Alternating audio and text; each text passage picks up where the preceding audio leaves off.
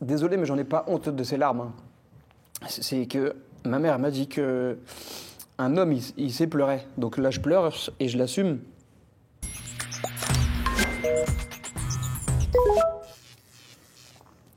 Is My Breakdance. Bonjour Ismaël Tagay. Salut. Is My Breakdance, c'est le nom de votre chaîne YouTube, de votre compte TikTok. On comprend le jeu de mots, Ismaël pour Ismaël. Breakdance, vous en êtes champion du monde. Sans la danse, Ismaël Tagay, vous seriez qui aujourd'hui ? Je serai toujours Ismaël. C'est-à-dire quelqu'un qui n'a pas envie de s'ennuyer, quelqu'un qui se lève pour faire les choses et quelqu'un qui a envie d'avancer sur ses qualités, sur ses défauts et apprendre à se connaître. Vous seriez donc toujours le même. Allez, on va explorer ensemble qui vous êtes dans la vie, mais aussi et surtout ce que vous dites de vous sur les réseaux.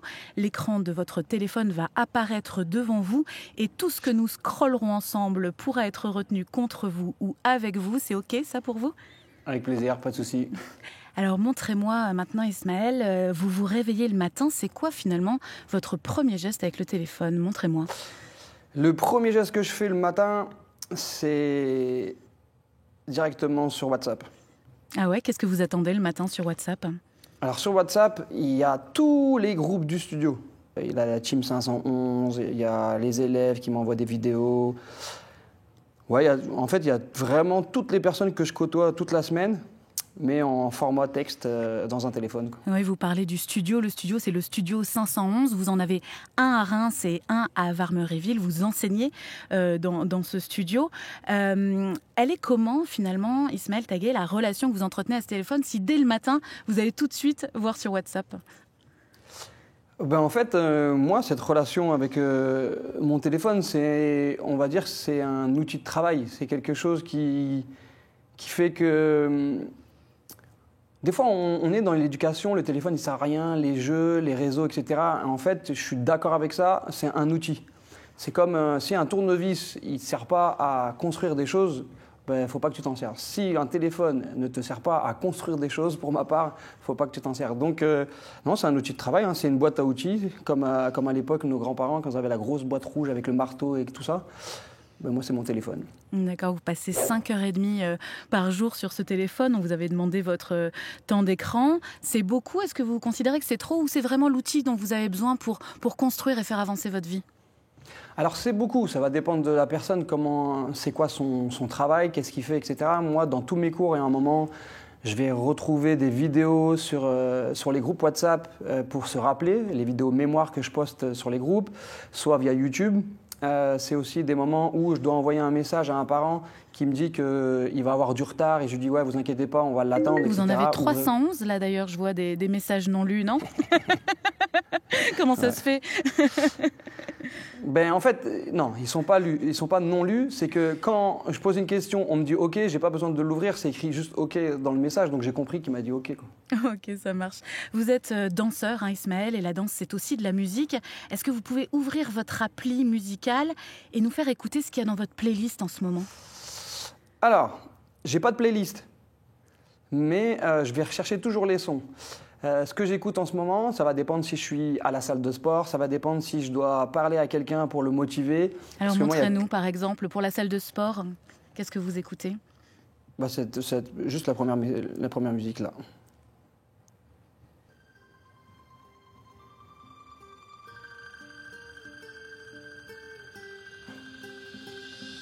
Fake thug, no love, you get the slug. CB4 gusto, your luck low. I didn't know till I was drunk though. You freak niggas played out, get fucked and ate out. Prostitute turned bitch, I got the gauge out. 96 Ça s'appelle The Message. The Message, on peut écouter encore. Vous aimez ça dans le rap, les messages ? Alors, si on comprend la symphonie et si on comprend le rythme, on peut se projeter sur quelque chose de quelqu'un qui a envie de faire les choses, qui lâchera pas l'affaire, qui a forcément des lacunes, des problèmes et tout va mal dans sa vie. mais il va se lever, il va aller à la salle de sport. Ça peut être une musique pour Rocky, ça peut être une musique pour quelqu'un qui a envie de réussir ses études, réussir dans le sport. Ça peut être, par exemple, je peux mettre cette musique-là sur un trailer. Alors désolé, mais du PSG. Je suis pas foot, je suis pas club, ok, je suis pas Marseille ou PSG. Mais dernièrement, si tu mets toute la réussite d'un PSG sur un son comme ça peut passer. Et moi, c'est quelque chose qui me motive, qui émotionnellement me parle. Donc ça me pousse à faire. Ce rythme, ce beat, c'est à l'origine de la vie pour vous? On va dire que moi, toute personne a un rythme dans soi parce qu'on déjà on a un cœur. Et le cœur, il fait boum boum. Quand les personnes me disent ouais, moi je suis raide comme un bâton, j'y crois pas. Parce que déjà, ouais, moi j'ai pas de rythme. Non, tu as un rythme. Il faut juste que tu apprennes à le maîtriser. Allez, c'est l'heure d'aller faire un tour pour nous sur la place publique numérique. Il y a 2 applications qui vont apparaître devant vous. C'est 2 réseaux parmi ceux que vous utilisez qu'on a choisis, Instagram et YouTube. Alors Instagram, vous avez 15 600 followers au compteur. Et juste, on va ouvrir l'application. On va regarder rapidement à quoi ressemble votre mur. Tu vois ce b-boy? Et avant de scroller, il y a juste une vidéo que vous avez postée et qui m'a intriguée. Est-ce que je peux vous la montrer? Alors, elle va apparaître devant vous. ok. Voilà, on va la regarder ensemble. Quand on n'a que l'amour à s'offrir en partage au jour du grand voyage qu'est notre grand amour. Parlez-moi de Jacques Brel, Ismaël Tagaï. Alors pour moi, ces musiciens, ces chanteurs, c'est les rappeurs de l'époque. Ils avaient des punchlines, ils avaient une écriture, etc. C'était des personnes que ma mère écoutait dans le salon et moi qui m'a toujours parlé. Et vous voyez une vidéo comme ça en noir et blanc avec un gros suite Walt Disney, Disneyland. C'est le retour à l'enfance? Ben non, je pense qu'il y a tout de la vie dans cette vidéo. Il y a du ralenti, il y a du mouvement et de la performance, il y a un message d'être rêveur. Il y a une musique qui, logiquement, personne n'écoute aujourd'hui. Mais ça va totalement avec une danse que je fais alors que c'est normalement extrapolé de ce style-là. Donc on pourrait dire il n'y a rien qui va, mais en fait pour ma part, moi il y a tout qui va bien. On est au ralenti justement, c'est souvent le cas sur vos vidéos, ça sublime le mouvement. Il est au cœur de tout, le mouvement? Alors dans un monde en mouvement, l'arrêt c'est la mort. C'est pour ça que des fois il y a des parents qui ne connaissent pas comment respirent leurs enfants parce qu'ils sont arrêtés dans leur temps. Moi, grâce à la danse, grâce à ce que je fais tous les jours, je suis au contact de plus jeunes comme de plus anciens. Et le mouvement rythme ma vie. Et ce qui fait qu'à un moment, il y a des personnes qui me disent « Ouais, quand tu as envie de parler aux jeunes sur Reims, il faut voir Ismaël. » Pourquoi? Parce qu'en fait, je suis toujours avec eux. Donc, ouais, c'est clair que moi, pour moi, le mouvement, son arrêt, c'est la mort. On peut poursuivre du coup le mouvement sur Instagram, on peut ce mouvement du pouce qui nous permet de scroller.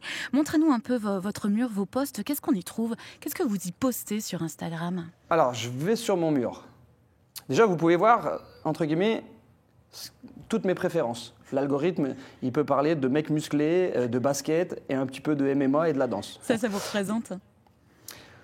Bon, en fait, j'étais très physique à l'époque quand je m'entraînais tous les jours. Maintenant, je m'entraîne moins pour moi-même et je m'entraîne pour les autres. Donc, j'ai un rapport, moi, à mon corps, etc., qui me dit que plus tard, quand je vais accompagner ma fille au lycée, j'ai pas envie d'être le papa qui a grossi, etc., et qu'on se dit, ouais, c'est un ancien champion. J'ai envie que mes enfants, mes 2 enfants, ma fille et mon garçon, soient fiers de moi. Donc, je le fais pour ça. Ok. Et si on va voir vos publications, du coup, ce que vous publiez? Alors, les publications. Il faut se dire que je suis comme tout le monde. Avant de publier quelque chose, j'ai fait 50 photos pour prendre la meilleure. Okay, je ne vais jamais poster. Donc souvent, on pense que je suis un influenceur parce que je poste que les belles photos, etc. Et oui, je fais attention. Je ne sais pas, vous voulez parler de quoi? Il y a une petite vidéo là qui est peut-être un peu plus prise sur le vif avec les filles qui font la fête. C'est quoi cette vidéo? Montrez-la nous. Et vous pouvez mettre... Ouais.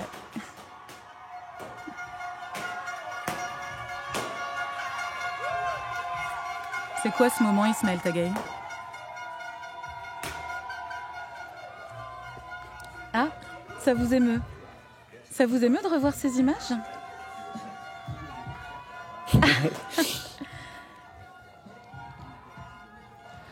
Alors, attendez 2 secondes. Qu'est-ce que ça vous procure comme émotion de voir cette joie? Ce sont les élèves du studio 511 lorsqu'elles sont devenues vice-championnes du monde. Pourquoi cette émotion, Ismaël Taguey? Parce que je suis dur. Ça veut rien dire. Et puis, alors, désolé, mais j'en ai pas honte de ces larmes. C'est que ma mère m'a dit que un homme, il sait pleurer. Donc là, je pleure et je l'assume.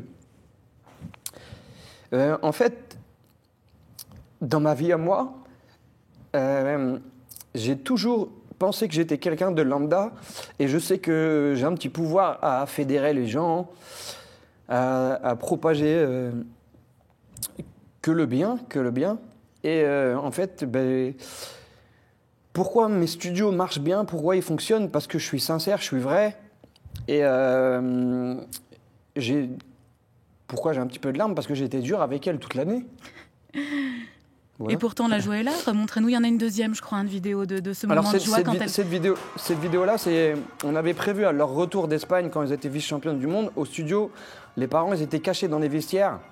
Et on devait juste rentrer, etc., pour faire une photo avec les maillots d'équipe de France. Et en fait, les parents sont sortis, ça a créé une surprise. C'était un moment où... Après, c'est du breakdance, c'est du hip-hop. C'est pas quelque chose où on va défiler sur les Champs-Élysées, etc. C'est quelque chose où on n'a que ça. On n'a que le studio, on n'a que des parents qui aiment leurs enfants de fou. Et ce jour-là, j'avais pas pleuré, moi. Et là, je regarde la vidéo, je pleure. Ce studio, c'est un peu votre bébé, ce studio 511. Vous l'avez créé pendant l'époque du Covid.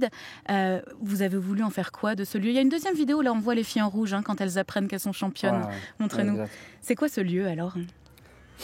Alors, le studio 511, c'est... Putain, je coupe. C'est quoi ce lieu, dites-moi? C'est ma vie. En fait, c'est mon cerveau, c'est mon cœur. C'est à quoi ressemble l'intérieur de mon cœur. Il ressemble à ça. Il ressemble à un grand hall avec des gens qui viennent se reposer, qui viennent travailler, qui viennent se fédérer, qui viennent se rencontrer, qui viennent s'entraider. C'est un lieu où il y a des salles de danse. Tu danses en dernier recours, c'est-à-dire que tu viens t'accepter dans un miroir. Tu viens comprendre que si tu es différent des autres, c'est que tu es à ta bonne place. C'est un lieu où j'ai envie de faire des choses qui soient différentes. J'ai pas de limite, j'ai pas de barrière. Peu importe l'objectif, il y a moyen d'y aller. Et d'être soi-même. Ouais, c'est ça, ouais. Non, j'ai un bureau, mais je suis pas dans le bureau. C'est ma femme qui est dans le bureau.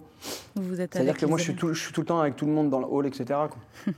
Si vous descendez un peu toujours sur Instagram dans vos posts, on va vous voir porter la flamme olympique. Ce sont des photos, c'était en juillet 2024. Ouais, voilà, on aime aussi Charles Aznavour. Vous avez été choisi par la ville de Reims, notamment parce que vous avez été sacré champion de France, puis champion du monde de breakdance par équipe. Elles représentent quoi, ces photos, pour vous, Ismaël Taguey? Alors ça va être un petit peu bizarre et peut-être un petit peu prétentieux. Quand quelqu'un est à la salle de sport pendant 30 ans et qu'on va le voir, on lui dit « Waouh, t'as des abdos », je pense qu'il n'est pas étonné. Ok. C'était un peu l'aboutissement. Je pense que c'est pas l'aboutissement, ça fait partie de ma vie. Je pense qu'il y a plein de facteurs qui font pourquoi j'ai porté cette flamme olympique. Déjà, c'est l'entrée au breakdance à Paris 2024. On a un champion dans la ville. Donc pourquoi pas. De deux, je pense que mon cardio à faire les choses depuis toujours, j'ai jamais pris une minute de vacances. Le travail à un moment il se fait connaître, il commence à se faire voir. Donc je pense être légitime de porter de cette flamme olympique comme beaucoup d'autres. Je suis quelqu'un qui rayonne sur les réseaux, c'est-à-dire que je poste beaucoup, donc je suis voyant. Il y en a d'autres qui rayonnent aussi, mais qui ne postent pas, qui n'ont pas cette fibre-là. Donc c'est aussi stratégique, c'est-à-dire qu'à un moment, ils devaient prendre 4 personnes, donc ils ont pris Laurence Klein, Andy Miem, Lucas, etc. Donc il fallait 4 personnes un peu éclectiques et qui viennent de partout. Après, c'est clair que pour le symbole, moi pour ma part, j'en suis fier, mais pour les autres, j'ai envie de leur montrer que c'est possible. Vous étiez un bon porteur de flamme. Vous avez reçu une notification, Isma fait du cinéma. C'est quoi cette notification ? Non, alors je fais pas du cinéma. Alors que j'aurais aimé, c'est que j'ai pour objectif dans ma vie de créer une série sur ma vie. Parce que je trouve que ma vie peut servir d'exemple à d'autres pour ne pas baisser les bras, pour comprendre ses erreurs, comprendre ses qualités, aller jusqu'au bout. Et je veux donner l'opportunité à des personnes de jouer ma vie dans une histoire, dans une série. J'ai déjà tout écrit, j'ai déjà tout dessiné. Après, je connais ma vie, donc je sais à quoi ça va ressembler, entre guillemets. Donc ouais, un jour, j'aimerais créer ma série. Donc à bon entendeur. Votre vie, justement, vous êtes né, vous avez grandi à Reims, quartier Wilson. Dans une des interviews que vous avez faites pour nous, vous disiez que c'était une zone pas facile. Je vais vous proposer de regarder une petite vidéo, pareil, issue de votre compte Instagram, qu'on va regarder ensemble. C'est une vidéo qui met en valeur ce territoire.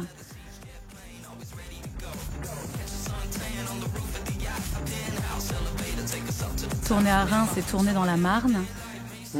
Parlez-moi de ce territoire de Reims, de la Champagne. Vous l'aimez? Qu'est-ce qui vous a apporté ce territoire?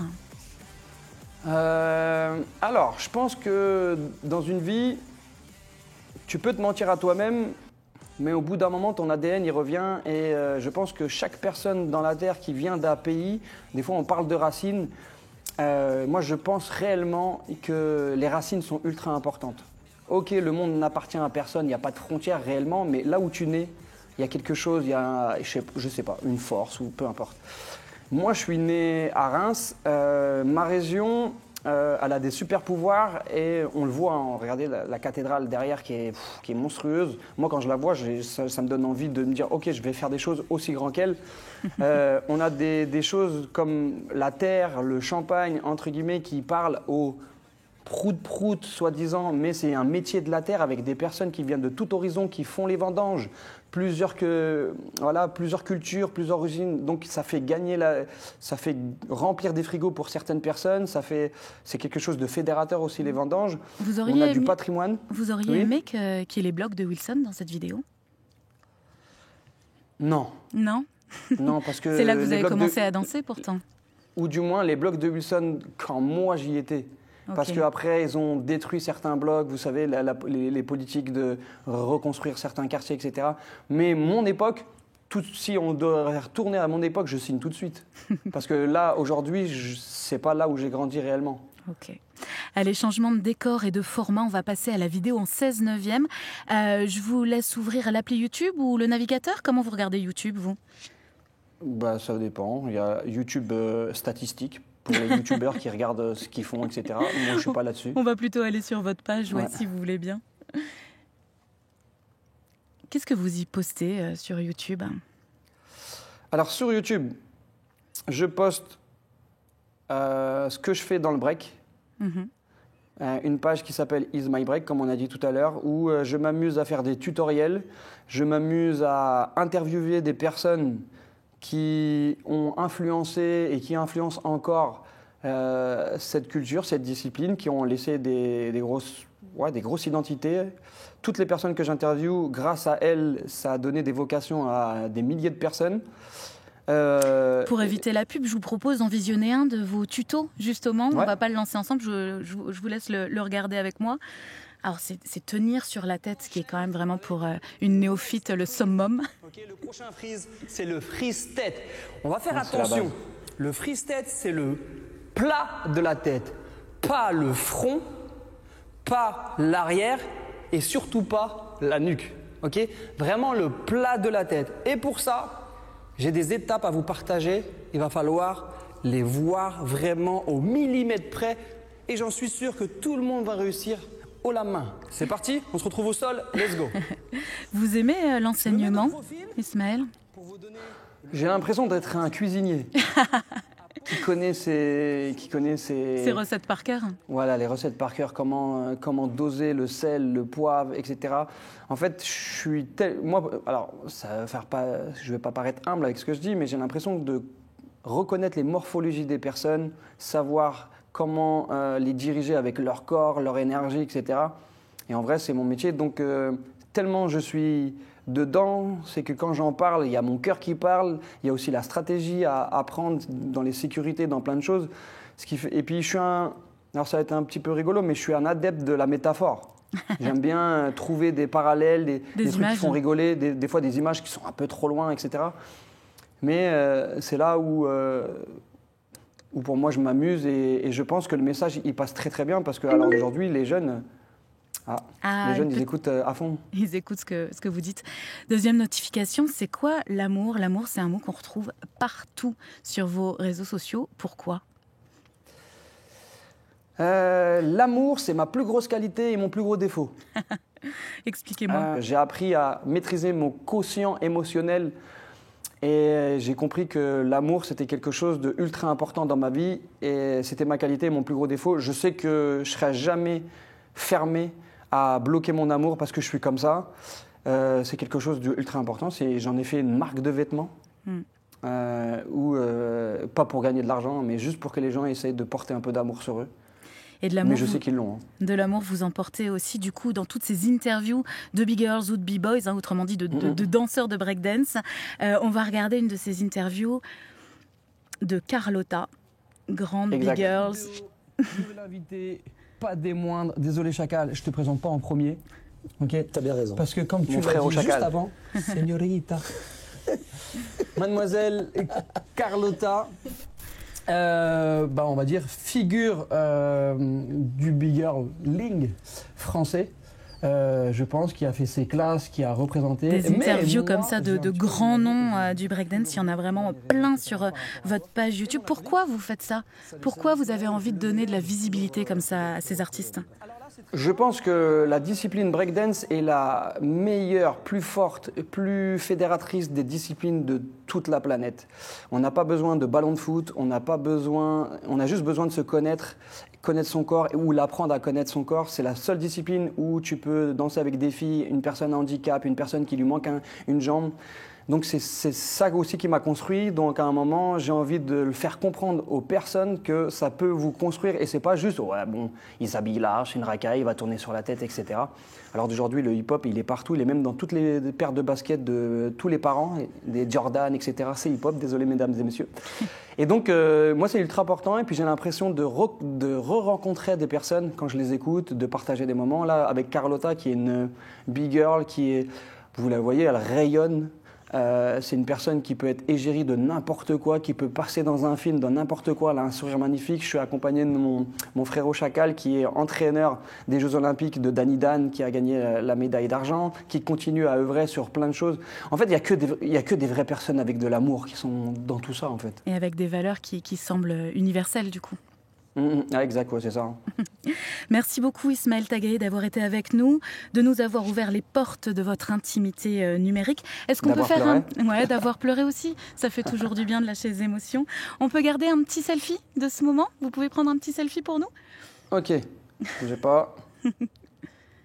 Tac, tac.